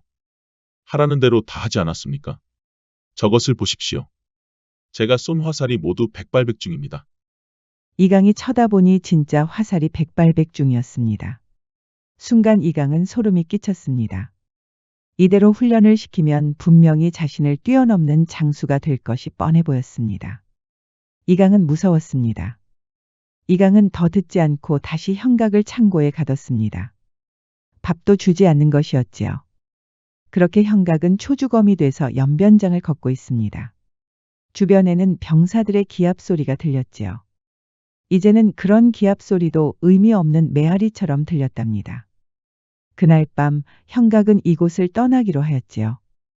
떠날 채비를 마치고 떠나려는데 이게 대체 무슨 일인지 형각의 눈이 휘둥그레졌습니다. 마침 이강이 머물고 있던 별채를 지나고 있었지요. 그 안에서 이상한 소리가 들리는 것이었습니다. 조심히 들어갔더니 이강과 과부가 같은 방에 있었습니다. 과부의 수줍어하는 웃음소리는 심신이 지친 이강마저 녹일 정도였지요. 저게 대체 무슨 짓이란 말인가? 전란으로 명성을 떨쳤던 장군께서 저렇게 방탕한 놈이었다니. 형각은 다시 짐을 방에 풀었습니다. 이대로 가면 너무 억울한 것이었지요. 이 망할 놈의 자식. 뒤에서는 저런 짓을 하면서 나한테는 그렇게 엄격했단 말인가? 형각은 그날 이후로 이강의 실체를 알게 되었습니다. 알고 보니 고을의 과부들이라는 과부들은 모두 만나고 다녔지요. 이강의 부하들도 얼굴 반반한 과부에게 매일 접근한 것이었습니다. 화가 난 형각은 주막에서 술을 퍼마셨습니다. 나쁜 놈의 자식. 감히 나와 같은 정승에게 이런 불경한 짓을 하다니. 너 같은 놈 때문에 나에게 이런 업보가 생기다니. 그때 열심히 음식을 나르던 주모가 형각 앞에 넘어지고 말았습니다. 아이고 총각 미안해요. 너무 바쁜지라. 그러다 형각과 주모가 눈이 맞았습니다.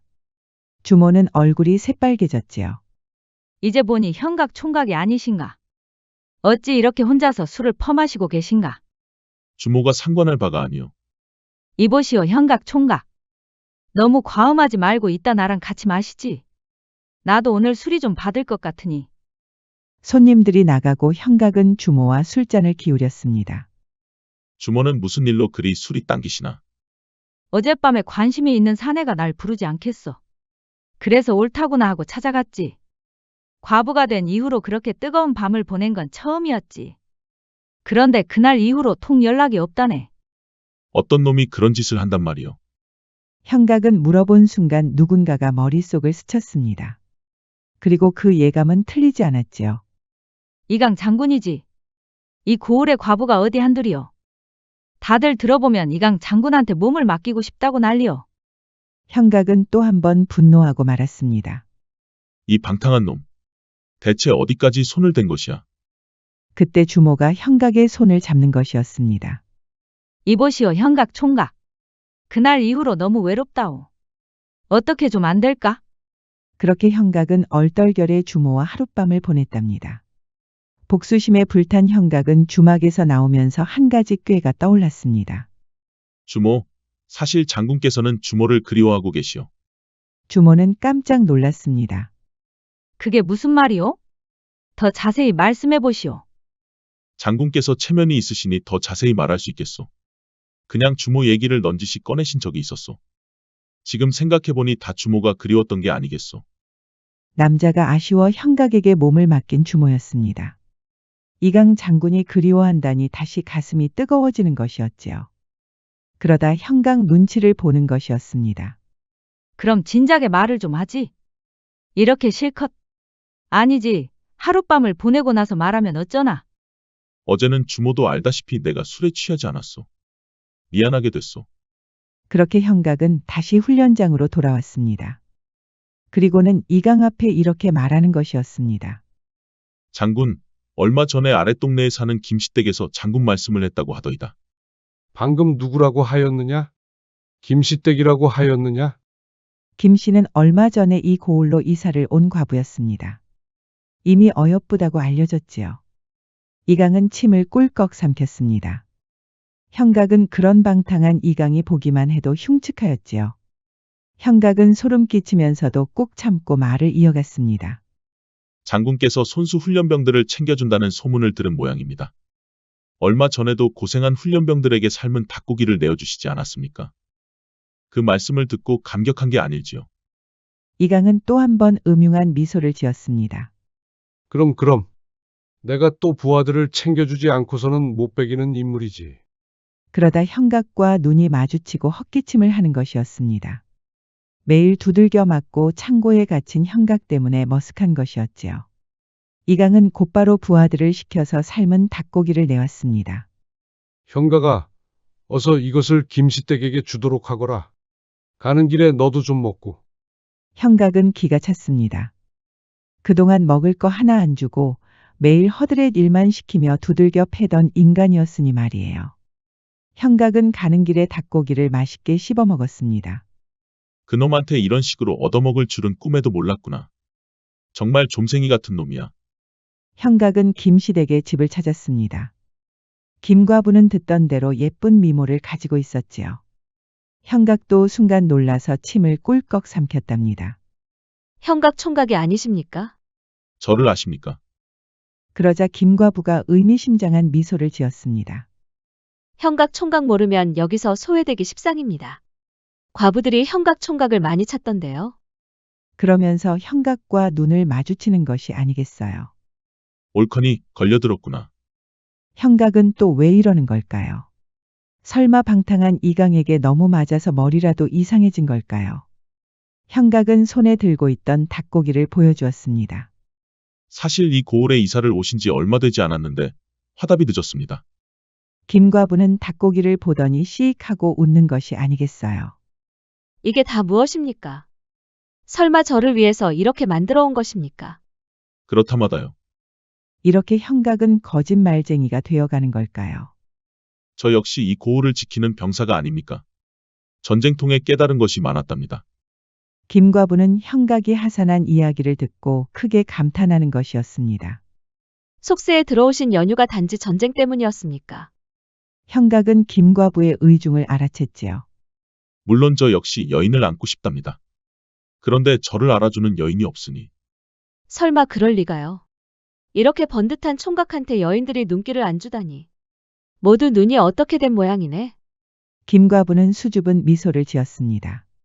하지만 형각은 급할 이유가 없었습니다. 이미 김과부 마음을 빼앗았다고 자신하는 것이었지요. 형각은 이강에게 돌아가 이렇게 말했습니다. 김씨댁에서 감사 말씀 전하셨습니다. 어찌 이리 음식 솜씨가 좋으냐며 좋아하더이다. 이강은 뛸 듯이 기뻐하는 것이었습니다. 그렇구나. 그럼 이 이강 장군을 뵈러 한번 찾아오시라고 하지 않았느냐? 저도 그 말씀을 넌지시 꺼냈습니다만 아무래도 고을에 오신 지 얼마 되지 않았고 과부의 몸이라서 조심스러울 수밖에 없지 않겠습니까? 그러니 장군께서 보양식을 좀 더 챙겨주시는 것이 어떻습니까? 그러자 이강은 다시 부하들을 불렀습니다. 이번에는 장조림과 소고기 묵국까지 만들었지요. 형각은 김과부에게 줘야 할 장조림을 맛있게 먹고 쾌재를 불렀습니다. 덕분에 아주 맛있게 먹는구나 이놈아. 형각은 이강 놀리는 재미에 푹 빠진 것이었습니다. 김과부는 장조림과 소고기 묵국에 놀라고 말았지요. 장조림은 형각이 너무 많이 먹어서 소분하였답니다. 어머 어쩜. 형각 총각은 어찌 이리 음식 솜씨가 좋단 말입니까? 사실 사찰에 있을 때 음식 솜씨가 많이 들었답니다. 또 거짓말? 형각은 사찰에 있을 때 밥만 열심히 지었답니다. 요리 실력이 너무 없어서 큰 스님한테 많이 혼났지요. 어쩔 때는 큰 스님이 부엌을 드나들 정도였습니다. 김과부는 그런 사정도 모르고 형각에게 계속 호감이 생기는 것이었습니다. 오늘은 맛있게 드시는 것을 보고 가야겠습니다. 제가 이 장조림과 소고기 묵굿을 먹는 것을 보시겠다고요? 어째서요? 이강 장군께서 꼭 보고 오라고 하셨습니다. 그래도 고을에 새로 오신 분에게 드리는 화답인데 마땅히 음식이 입맛에 맞는지 확인하라고 하셨습니다. 전에 주셨던 닭고기도 정말 맛있게 먹었습니다. 이번 것도 당연히 맛있겠지요. 김과부는 수줍은 미소를 지으며 음식을 입에 넣었지요. 형각은 김과부의 기품 있는 자세 하나하나에 넋이 나갈 정도였습니다. 이대로 가지 않고 김과부를 안고 싶었지요. 김과부도 눈치를 챘을까요? 여종을 불러서 전통주 하나를 내오는 것이 아니겠어요. 손님을 이대로 돌려보내드리는 것은 예의가 아닌 것 같습니다. 그러니 어서 받으시지요. 술을 마셨다고 하면 장군님께서 별로 안 좋아하실 겁니다. 제가 드렸다고 하면 오히려 좋아하실 겁니다. 그렇게 형각은 술을 한 모금씩 마시기 시작했습니다. 김과부도 한 잔씩 들어가더니 점점 얼굴이 빨개지는 것이 아니겠어요. 저는 어릴 때부터 부모를 여의고 절로 들어갔습니다. 상처를 극복하고자 그냥 막무가내로 들어간 것이었지요. 정말 힘들었답니다. 마음에도 없는 성부를 바란다고 얼마나 고생을 하였는지. 얘기를 듣던 김과부는 괜히 눈물이 나는 것이었습니다. 모두가 다 그런 삶을 사는 것이 아니겠어요. 저 역시 너무 어린 나이에 혼인을 했지 뭐예요. 시댁에서 신랑이 몸이 안 좋다는 것을 감쪽같이 숨겼답니다. 저는 신랑 품에 제대로 안겨보지도 못하고 혼자가 되었지요. 김씨댁의 이야기를 듣고 보니 저와 비슷한 아픔이 있으신 것 같습니다. 서로 원치 않는 삶을 살다가 여기까지 온 것 같습니다. 그러니 서로 위로도 할 수 있지 않겠습니까? 형각 총각. 지금 그 말은 형각은 자기도 모르게 김과부의 얼굴에 손이 가고 말았습니다. 피부가 어찌나 고운지 형각은 그만 충동적으로 김과부를 안고 말았지요. 김과부는 놀랐지만 형각의 옷자락을 쥐던 손에 힘이 서서히 풀리는 것이었습니다. 결국 김과부도 자세를 바로 하고 형각의 품에 안겼습니다. 형각은 이강 몰래 과부들을 탐하니 아주 꿀맛이었습니다. 세상에 속세가 이렇게 재미가 있었다니. 하루빨리 하산을 할 걸 그랬구나. 그동안 큰 스님 눈치를 보느라 장꾀도 부리지 않았던 형각이었지요. 역시 장꾀의 맛이란. 형각은 그렇게 김과부의 하룻밤도 빼앗았습니다. 죄 없는 과부를 속였다는 죄책감은 온데간데 없었지요. 그런데 이게 무슨 일인지. 다음 날 아침에 형각의 미간을 찌푸리게 하는 일이 있었습니다. 바로 이강의 목소리였지요. 형각은 깜짝 놀랐습니다. 김과부는 여전히 새근새근 자고 있었습니다. 이강이 이른 시간에 김과부를 찾은 것이었습니다. 이강의 쩌렁쩌렁한 목소리가 울려 퍼졌습니다. 그러니 김과부도 깰 수밖에 없었지요. 형각은 당황할 수밖에 없었습니다. 지금 이대로 이강과 김과부가 만나면 본인이 했던 거짓말이 모두 들통이 날 테니까요. 형각이 그렇게 안절부절 못하는 중에 이강이 집으로 들어왔습니다. 김과부의 허락도 없는데 막무가내로 들어온 것이었습니다. 그때 김과부가 깨어난 것이었지요. 지금 누가 온 겁니까? 이강 장군입니다. 김과부는 깜짝 놀랐지요. 얼른 옷부터 입어야 하니까요. 수세에 몰린 형각은 김과부의 손을 덥석 잡았습니다. 대체 형각은 무슨 생각일까요? 김과부는 마당으로 나와 이강과 만났습니다. 이제야 김씨댁을 만나 뵙는군요. 저 역시 명성이 드높은 이강 장군을 뵙게 돼서 반갑습니다. 그런데 어인일로 오셨는지. 그야 제가 보내드린 닭고기와 그리고 그 뭐더라. 좁쌀 같은 이강은 자기가 보내준 음식도 제대로 기억 못하고 있었지요. 하루빨리 김씨댁을 안고 싶은 마음뿐이었습니다. 장조림과 소고기 묵국 말씀이십니까? 맞습니다. 그거는 잘 드셨는지 궁금하여 이렇게 이른 아침에 한 걸음으로 달려왔소. 김과부는 미소를 짓더니 이렇게 말하는 것이었습니다. 형각 총각을 통해서 잘 받았습니다. 장군 음식 솜씨가 소문대로더군요. 이게 대체 무슨 일일까요? 사실 형각은 자신이 살기 위해 이강을 이용한 것이었습니다. 사실 김씨댁에게 못한 말이 있습니다. 사실 이강 장군은 김씨댁이 아는 그런 사내가 아니오. 이 고을 과부들 중에 그놈의 손길을 거치지 않은 여인이 없을 정도라오. 사연을 들은 김과부는 기겁하는 것이었습니다. 제가 드렸던 음식들은 사실 제가 한 것이 아닙니다.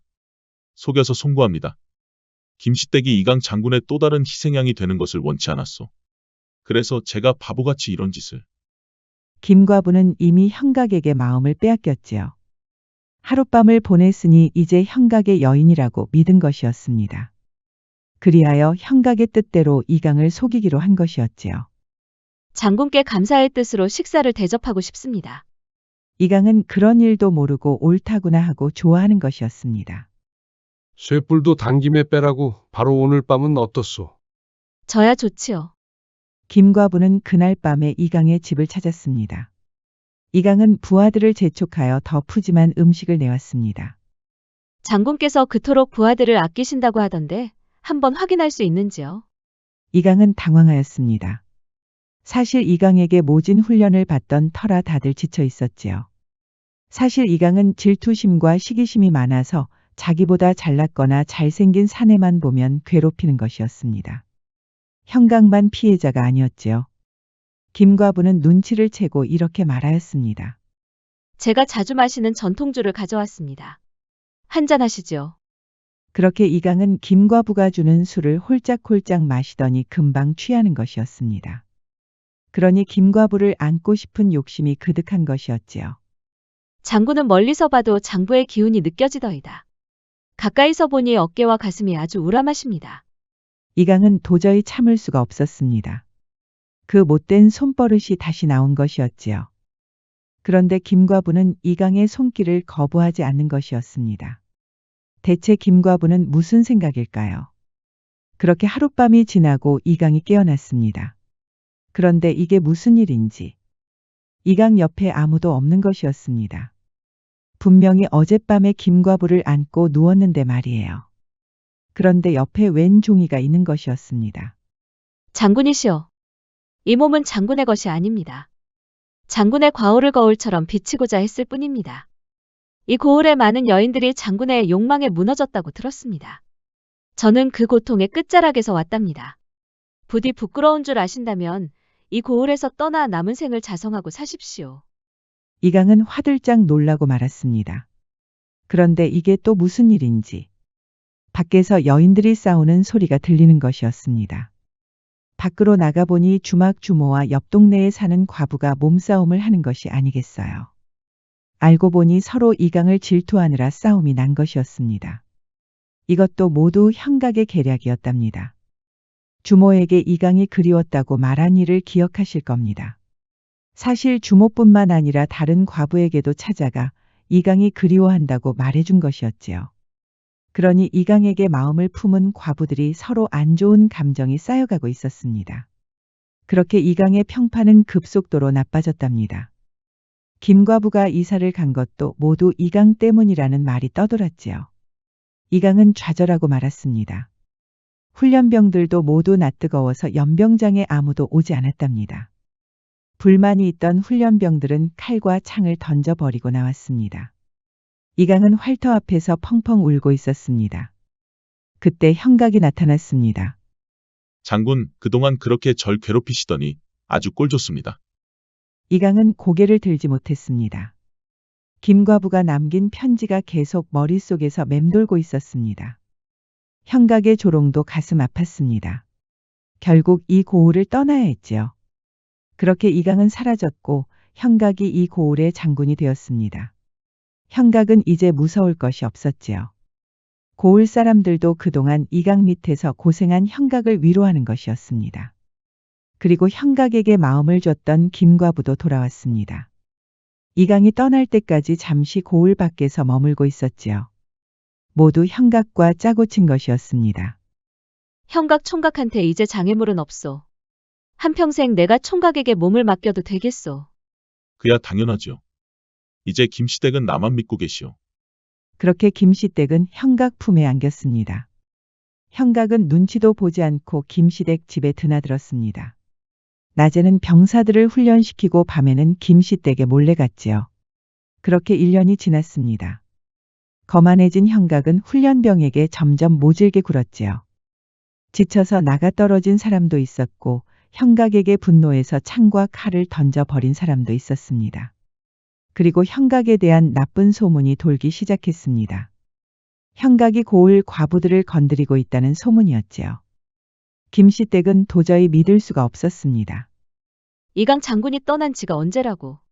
아닐 거야. 설마 형각이 이강처럼 그런 짓을 하다니. 하지만 불길한 예감은 맞아떨어지고 말았습니다. 이강을 쫓아내기 위해 장꾀를 부리다가 자기도 물들어 버린 것이었지요. 오히려 이강보다 더 방탕한 행동도 서슴지 않았답니다. 이강의 손길을 거치지 않은 과부가 없을 정도였지요. 고을 밖에서 평생 반성하기로 했던 이강의 귀에도 들어간 것이었습니다. 이강은 분노하여 1년 만에 고을로 돌아왔습니다. 사람들은 이강을 보고 화들짝 놀랐지요. 이강과 제외한 형각은 우쭐했습니다. 아이러니하게도 이곳이 바로 이강과 형각이 처음 만났던 그 장소였습니다. 이제 일반 백성이 되신 양반이 여기는 무슨 일로 오셨소? 이놈이, 정녕 니놈이 한 짓을 모르겠느냐? 그것이 뭐라고 이렇게 호들갑이요? 그리고 고을 밖으로 나가서 평생 반성하신다는 양반이 무슨 낯짝으로 다시 돌아온 게요? 이놈이 아주 기고만장이로구나. 니놈 말대로 명성을 떨쳤던 장군으로서 한평생 반성할 마음을 갖췄느니라. 그동안 나의 과오를 되새기며 눈물도 많이 흘렸지. 이 고을에서 내가 쌓은 업적이 모두 무너져 내렸으니 얼마나 허망하단 말이냐. 그런데 이놈아, 너는 어찌 1년 만에 이렇게 방탕해졌느냐?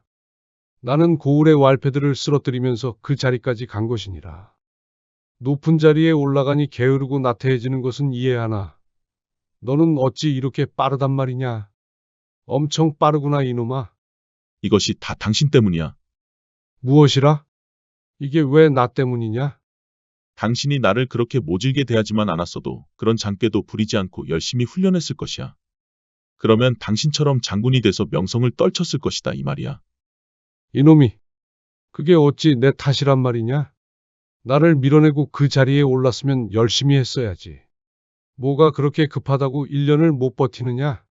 다 당신 때문이야. 당신. 그렇게 두 사람은 치고받고 싸우기 시작하였지요. 그리고 두 사람을 쭉 지켜본 사람이 있었으니 바로 김과부였습니다. 김과부 뒤로는 동네 사람들이 많이 모여 있었지요. 둘 다 아주 지랄을 하고 있네. 김과부는 이미 관가에 고발한 상태였습니다. 이강과 형각은 그렇게 관가에 끌려가 모진 매를 맞아야 했지요. 두 사람 다 고을 밖으로 쫓겨났고 평생 과부가 많이 사는 이 고을에는 한 발자국도 내디디지 못하였답니다. 이강은 다시 산으로 올라가 남은 여생을 반성하고 살았답니다. 형각은 아직 혈기왕성한 젊은이라서 그런지 여기저기 고을에 다니면서 과부를 꼬시고 있었습니다. 그러다 고을 사내들에게 들켜서 두들겨 맞는 것이었지요. 결국 형각도 산에 올라 평생 반성하면서 살기로 했습니다. 그렇게 몇 년이 지나고 이강과 마주친 것이 아니겠어요. 두 사람 모두 사찰에서 지내다가 우연히 만난 것이었습니다. 부끄럽고 창피한 두 사람은 모른 척하고 지나갔답니다. 자승자박이라는 말이 있지요. 자기의 줄로 자기 몸을 올가 묶는다는 뜻입니다. 이강과 형각은 잘못을 뉘우치고 다시 초심으로 돌아갈 수 있을까요? 지금까지 백세야담 6번째 이야기였습니다. 백세야담 많이 사랑해주세요. 구독과 좋아요, 알림 설정도 잊지 마시고 꼭 눌러주세요. 애정이 담긴 댓글도 많이 부탁드립니다. 야담과 옛날 이야기 가득한 백세야담 어떠셨나요? 앞으로도 재밌고 감동적인 이야기가 가득하니 많이 기대해주세요.